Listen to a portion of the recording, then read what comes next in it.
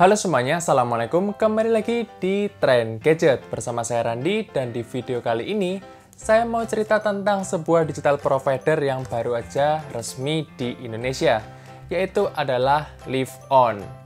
Nah, kalau kalian lihat, LiveOn ini di website resmi mereka adalah sebuah digital provider dari XL yang menawarkan banyak banget kebebasan dalam berinternet. Nah, di video kali ini kita akan coba nih, sebebas dan seenak apa sih LiveOn ini kalau dipakai sehari-hari. Oke, pertama saya jelasin singkat dulu gimana cara dapetin kartu ini. Jadi kita bisa pesan LiveOn ini melalui beberapa cara. Yang pertama, kita bisa pesan di official store-nya LiveOn di Shopee. Yang kedua, kita bisa pesan lewat web resminya di liveon.id. Yang menariknya kalau lewat web ini, kita bisa lebih bebas milih nomornya. Mau yang susunan nomornya acak atau yang nomornya cantik banget dengan cara bayar lebih mahal. Untuk saat ini ada dua jenis kartu perdana yang bisa kita pilih, yaitu yang berisi kuota 25GB atau yang 50GB. Setelah kartunya sampai rumah, langsung aja kita install aplikasi LiveOn-nya di Play Store maupun App Store. Pertama kali pakai jelas kita harus registrasi kartunya. Tinggal ngikutin langkah-langkahnya aja sih, tapi saya nggak tampilin di video ya, karena kartu saya udah terdaftar sebelumnya. Isi aplikasinya simple banget. Di halaman depan kita bisa lihat sisa kuota kita dan masa aktif kuotanya sampai kapan. Terus kalau kita lihat di halaman beli paket internet, ada dua pilihan paket, yaitu 25GB dan 50GB, sama seperti pas beli kartu perdana tadi. Kalau kita klik di pilihan paketannya, kita bisa ngeliat detail benefitnya. Ada gratis nelpon dan SMS dalam jumlah tertentu, dan ada juga emergency kuota. Buat yang belum tahu, LiveOn ini menyediakan emergency kuota atau kuota darurat, dimana kalau pas paketan kita udah habis kuotanya, sedangkan masa aktif paketan kita masih ada, kita akan dapat 3GB kuota darurat dengan kecepatan 128 kilobit per second. Selain itu, LiveOn juga menyediakan beberapa add-on seperti kuota tambahan, kuota khusus TikTok, kuota streaming, dan lain sebagainya. Fitur yang buat saya paling menarik adalah rollover paket data.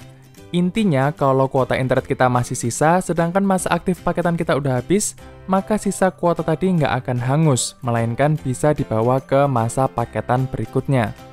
Sisa kuota ini bisa terakumulasi hingga 1 TB atau 1000 GB. Jadi nggak perlu khawatir kalau kuota kita nggak habis pada bulan ini. Hal ini menurut saya sangat berguna di masa-masa pandemi kayak sekarang, di mana kita lebih banyak menghabiskan waktu di rumah atau di kantor, sehingga mungkin kita lebih sering pakai WiFi daripada paket data, yang mengakibatkan banyaknya sisa kuota berlebih. Nggak lengkap rasanya kalau belum tes koneksinya. Tapi sayangnya di kosan saya sinyal XL agak nggak bener. Bahkan saya udah bawa keluar rumah juga, ya speednya cuma dapat segini aja. Download speednya sih oke ya, tapi untuk uploadnya ampun deh, jomplang banget. Semoga di daerah kalian sinyal XL-nya bagus, supaya bisa nyobain potensi maksimal dari LiveOn ini. Terakhir, LiveOn ini punya masa aktif kartu yang cukup panjang dengan skema 30 hari paket internet, kemudian 30 hari masa tenggang di mana kita masih bisa nerima telepon dan SMS. Lalu selanjutnya 90 hari masa suspend, di mana kita udah nggak bisa terima telepon dan SMS dari orang lain.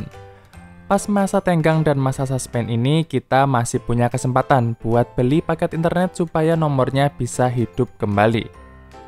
So, kesimpulannya, buat saya LiveOn adalah digital provider yang sangat menarik. Pilihan paket datanya nggak macem-macem, straight to the point.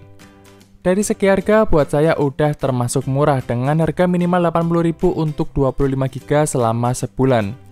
Aplikasinya sederhana dan nggak banyak gimmick yang nggak penting, serta relatif mudah digunakan. Nggak lupa juga masa aktif kartunya menurut saya juga sudah cukup panjang dan fair. Satu-satunya hal yang harus kalian pertimbangkan sebelum beli LiveOn ini adalah ketersediaan dan kondisi sinyal XL di tempat kalian.